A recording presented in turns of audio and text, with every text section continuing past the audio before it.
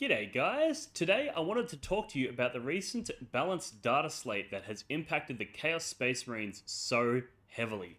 Everybody on the internet is talking about how heavy-handed this was and how Chaos Space Marines are unplayable right now based on these changes, but as always I'm here to provide you with a unique perspective on some of these changes and how they are actually good for Chaos Space Marines. Obviously not all of them, but I don't think it is as doom and gloom as the internet would have you believe, and I want to break that down for you today. So let's get stuck into the video. Look for the Blood God.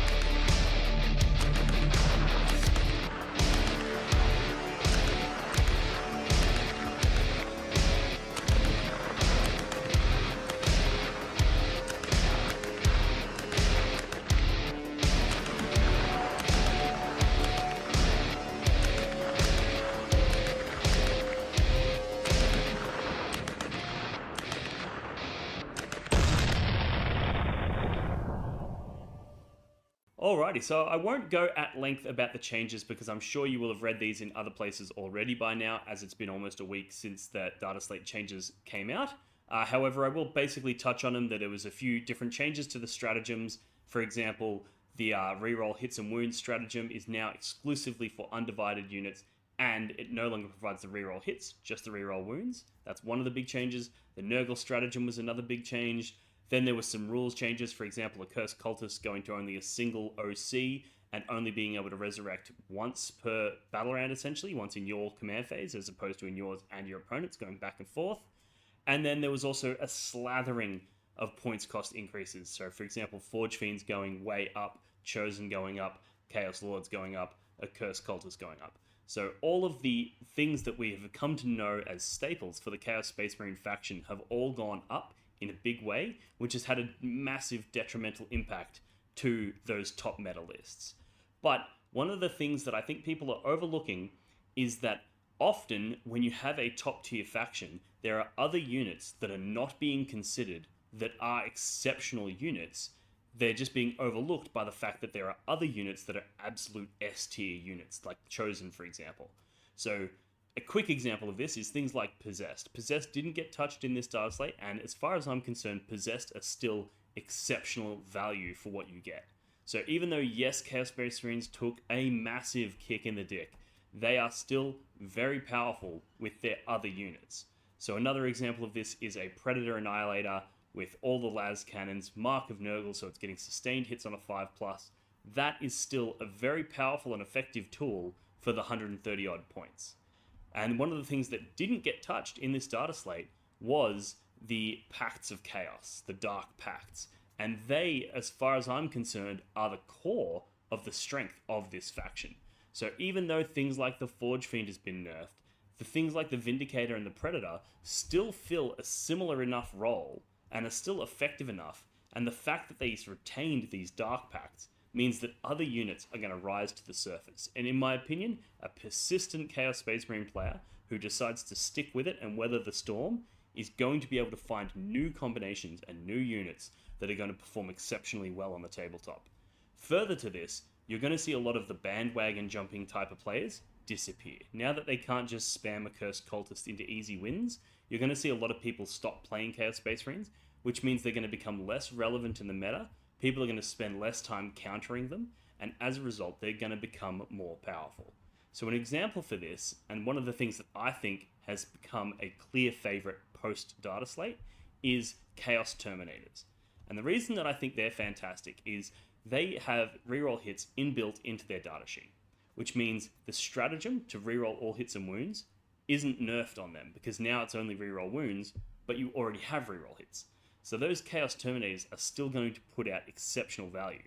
And further to this, the fact that the Forge Fiend has been nerfed means one of the biggest concerns, and one of the reasons that you often didn't see Chaos Space Marine Terminators, is because in the mirror match where you're Chaos Space Marines versus Chaos Space Marines, those Terminators were a massive liability, because one Forge Fiend could effectively just destroy half of your unit, and that unit is so expensive, it wasn't worth the risk. And because Chaos Space Marines were so popular, there were Forge Fiends everywhere. So bringing those Chaos Terminators was a massive liability in a lot of the really important matchups. Whereas because the Forge Fiend has been nerfed, that now brings the Chaos Terminators into a world where they can really shine and come to the forefront of Chaos Space Marine armies. Other units that you'll notice that copped some nerfs, like for example Warp Talons, I still think they are fantastic, even with that increased points cost, because they didn't really suffer too much from any of the other changes. They were already really effective points costed, and they're effective trading pieces. And I think what we're going to start seeing with Chaos Space Marines is one of two things. Either they're going to pivot into the big Terminator brick with Abaddon and really leverage that unit. Now that Forge Fiends aren't predating on them, now that Eldar aren't as effective into them, that a lot of the natural predators for that big unit is gone, and as a result, that big unit is going to have a lot more real estate and a lot more ability to impact the metagame. So that's going to be really interesting. And the other direction that I can see it heading in is just pure MSU with high efficiency. We've seen this before where there'll be like a detachment that grants you a single reroll hit, wound, or damage per unit. So people just spam lots and lots and lots of small units so that they get maximum utility out of those rerolls. I think the same could be said for Chaos Space Marines. If you go, cool, I'm going to take lots and lots and lots of cheap units and just really capitalize on those Dark Pacts, then you're going to benefit heavily. So multiple Predators, Vindicator coming in from Strat Reserves, multiple small units of Raptors, Warp Talons, those sorts of things, very, very effective. I think you're also still going to see Nurglings taken as allies because they are battle lines, so you can still bring those Nurglings in for your secondaries, for your various other, screening abilities and your infiltrating and that sort of stuff. So the faction is still going to have a massive array of utility, and I think it's still got a lot of power. Then there's things like the Chosen, right? Now, everyone's talking about the Chosen and Lord combo, how it went up so many points, but ultimately, you don't necessarily need to have a Chaos Lord, and we've discussed on this channel in great length previously about how powerful a Master of Possessions can make that unit of Chosen, or Fabius Bile. Fabius Bile is my personal favorite. He brings them to Toughness 5 and makes them Strength 6 with their Accursed weapons, which is really good breakpoint into Toughness 10, Toughness 11 targets. So he's very effective in those, and he didn't go up in points. So now a unit of 10 with Fabius Bile in it actually didn't go up as many points as you would expect, and that unit is still very, very good, very hard to deal with. So I'm a huge advocate for maintaining that. Things like Legionaries, they were always really good. They were just outshone by Chosen. And now that that's not the case, we can actually see the Legionaries for what they were, which is a very points effective unit. It's very diverse, it has a lot of different tricks that it can do, it gets reroll wounds against targets on objectives, so it's got very efficient and effective damage output. You can put your characters in there to bump it up even further. I think that's still really fantastic. Now, one of the nerfs that came through was that units with a mark couldn't jump in a transport that had a different mark, so you're now going to have very careful decisions on, if you're including rhinos, what are you putting in them. This is where I think the Possessed come into play. Because they're so fast, they don't really need the Rhino. You can put a Master of Possessions in with your unit of Possessed, and you can send that across the board, and it's almost as fast as a unit of Chosen disembarking from a Rhino and then advancing and charging. It's almost as fast as that. So I think that unit still has a lot of play, the Possessed, and I think having an MSU-style Chaos Space Marines list is still going to be very oppressive on the tabletop. I think Abaddon makes a very serious case here, because now that you don't have the ability to use the stratagem to get reroll hits, you include Abaddon, and now all of a sudden that reroll hits ability is really, really effective. So, for example, if you want to take Forge Fiend still, which I think an argument could be made to still take one Forge Fiend, you definitely don't want more than that because they're so expensive. But bringing one Forge Fiend, being able to bring it on from strategic reserves near Abaddon, because you're planning a step ahead, so you're thinking, okay, next turn I'm going to want to bring in my Forge Fiend over here, so I need to make sure Abaddon's heading in that direction, so that next turn he can then move again, Forge Fiend comes on, Forge Fiend goes full reroll hits and wounds. We've all seen how savage that can be, and that is very much still an option for the Chaos Space Marines. So I think while the internet's going to tell you it's all doom and gloom, don't go set your Chaos Space Marine army on fire. Don't burn it down. Don't put it on buy, swap, sell. I think, and I plan to do this with you, I think we can still find some seriously powerful lists, some seriously powerful archetypes that are going to catch people off guard. Because people are going to be looking at this going, oh, Chaos Space Marines are done. They're dead. I don't have to worry about Forge Fiends anymore. And then when you bring one anyway, they're going to be like, oh my god. You know, that's going to catch people completely off guard. I think we're going to be able to bring this into the meta, and it's going to do a lot of work. The Chaos Space Marine Terminators with Abaddon in it, that unit, the only real nerf that it copped was the Dark Obscuration stratagem extending out to 18 inches instead of 12, which does hurt the unit, but simultaneously, it does encourage you to play a more cagey playstyle, which I've always maintained is the best way to play that unit. I think a lot of people, when they play that unit, they get a little bit overconfident and they expose it too early, and then people just move to be within 12 inches of it and blast it and evaporate it. So this change is going to mean that people are going to be more cagey whilst playing it, they're going to be more careful, they're going to be more calculated, and therefore they're probably going to get better results out of it than they would have before the Dataslate change. So I think the Chaos Terminator brick with Abaddon in it, fantastic. A bunch of Predators, fantastic. Warp Talons, Possessed. A single unit of Chosen with Fabius Bile in it is still a very strong archetype. Yes, you're going to fit a lot less in the list than you did previously, but let's be honest, the previous amount that you could fit in the list was downright criminal. And then the other thing, which I said in the World Eaters episode about the balanced data slate as well, that I think it really does merit repeating, is that you've got to look at the entire data slate, not just what happened to your faction. And yes, when you look at what happened to your faction, it's like, wow, we got eviscerated. But other factions cop some pretty heavy nerfs as well. World Leaders cop some nerfs, Eldar cop some nerfs. There's a lot of nerfs going around. So a lot of the things that were previously very heavy predators for the Chaos Space Marines, they actually copped a bunch of nerfs. And further to that, the Necrons didn't cop any nerfs. And that Abaddon Terminator brick is actually a very effective tool into Necrons, because its damage capacity will put down Catans like it's nobody's business. And a lot of these Necron players are going to be leveraging that durability and expecting that to bring them through games. And if you go, well, I actually have a unit in my army that you can't kill, that will kill you, right? And that's the Abaddon Terminator brick, where you go, this thing has all 4 marks of chaos. It still gets the full benefits from the Dark Pacts. So this unit's damage ceiling is so high that if they put 2 Catans out and expose them, and you just go, cool, I'm going to go full send, Abaddon's going to hit one, the Terminators hit the other, doing some shooting and some backup support from the rest of your army, you are going to kill those 2 Catan in one turn. And your opponent is going to be gobsmacked. And most armies don't have the explosive capacity to do that, especially because if you try to do it with 2 units, they're going to be able to use CP to interrupt. There's a lot of different tricks the Necrons players can use, but they can't really do that against Abaddon and the Terminators. So that list is going to be amazingly powerful. I can see that being a thing in the meta. So don't get caught slipping, and don't think that Chaos Space Marines are gone and done and dusted, because they are definitely not. The Predators also, like I said before, they're very cheap, 130 odd points, and you get something that's got 4 shots that's probably going to get 5 or even 6 hits. If you have Abaddon nearby for the rerolls and exploding 5s because you're Mark of Nurgle, you're going to be putting a bunch of las cannons downrange. Very reliable, very consistent, and very high damage.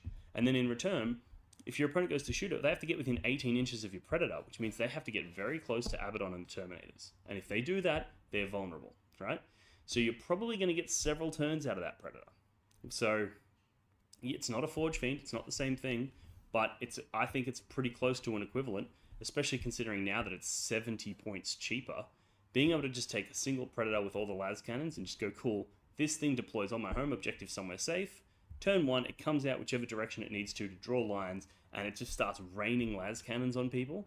Very, very strong. So, all in all, I think the Chaos Space Marine lists that you see at the top of the meta are going to change quite dramatically. We're not going to see Accursed Cultists anymore. We're probably going to see a third of the amount of Chosen. You probably see lists with just a single unit now, as opposed to a lot of them are running 3 units. So I think you're going to see a single unit of Chosen.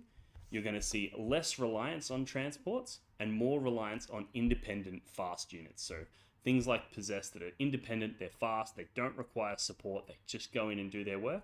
Things like the Terminators that aren't necessarily fast, but they're self-sufficient, they don't require transports. I think that's going to be the way to go forward with Chaos Space Marines.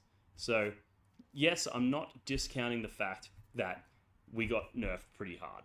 And I personally object to the approach that Games Workshop has had here, where they've gone, hey, let's change their rules to make them worse, and change their points to make them more expensive. It's like, no, you should do one of those things. You either change the rules so that they're in line with everything else, or you keep the rules OP, and you increase the points so that they're in line with everything else.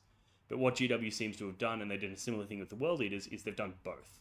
They've gone, cool, let's make Accursed Cultists more expensive, and make their data sheet worse. Let's make Chosen more expensive and limit their access to stratagems and limit the abilities that they have by going in transports, etc. Like, they've double whammied it, and I think that's a mistake. And personally, if people don't take my advice and try to figure this out, I think what's going to end up happening is a lot of people are going to abandon the faction. Only the diehard will remain. Those diehard won't get exceptional tournament results. And as a result, in the next data slate, they're going to have to correct this again, which means that they're either going to have to revert some of these rules changes, or more likely, revert the points cost changes. So don't go throwing your Accursed Cultists in the bin. Don't go throwing your Chosen in the bin. They will be back. They will be back. And ultimately, with the Chosen, like, their data sheet is absolutely bonkers. Their ability to advance charge and advance shoot and fallback charge and fallback shoot, all of that makes them so powerful, even just in terms of objective control. Your ability to just go, cool, I'm going to advance these Chosen out, and I'm going to cleanse that objective. And then you charge me, and I don't die, and the next turn I'm going to fall back, and I'm going to deploy my teleport home as in your deployment zone. Like, there's very few units in the game that have that level of flexibility and freedom to just do what needs to be done, and that was always the strength of Chosen. It wasn't necessarily that you could spend a CP to get reroll hits and wounds. That was very good, but it wasn't necessarily the core strength of them. And also, if that is something that you're aspiring to, you can still add the Master of Executions into the unit to give you an access to reroll hits, and then you can use the stratagem and get back to where you were before. And the good thing about the Master of Executions in the Chaos Space Marines is you can add him to a unit that already has a character in it. So you can actually have your cake and eat it too. It's going to cost you a fair bit more at this point because you're now talking about adding an additional character and the points increase. But that unit is going to be able to fulfill a role that very few things in the game can. And I think that goes a long way to making Chaos Space Marines still have the capacity to be very dominant. I'm not necessarily saying that they're going to continue winning GTs the way they have, but I think there's still a lot of stuff there. Mainly, a lot of the stuff that we've been overlooking due to it being overshadowed by stuff that's truly broken. The Forge Fiend was truly broken. It was too powerful, and it overshadowed other selections. Now, there's a legitimate argument to be made for things like Predators, which, if you compare a Predator in Chaos Space Marine list to a Predator in a Thousand Suns or a World Eaters list, you'll see that the Chaos Space Marine Predator is still overpowered as hell. Like, it has the ability to get sustained hits on a 5+ with reroll hits.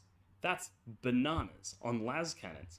So having that capacity to do that explosive damage is still fantastic. It's still very present within the Chaos Space Marine lineup. And I think a lot of people overlooking that are going to grow to regret it. And hopefully people continue to explore the Chaos Space Marines. Don't abandon it wholesale in favor for another faction. Stick with it. Keep the learnings that you've learned and learn more and continue to grow with the faction.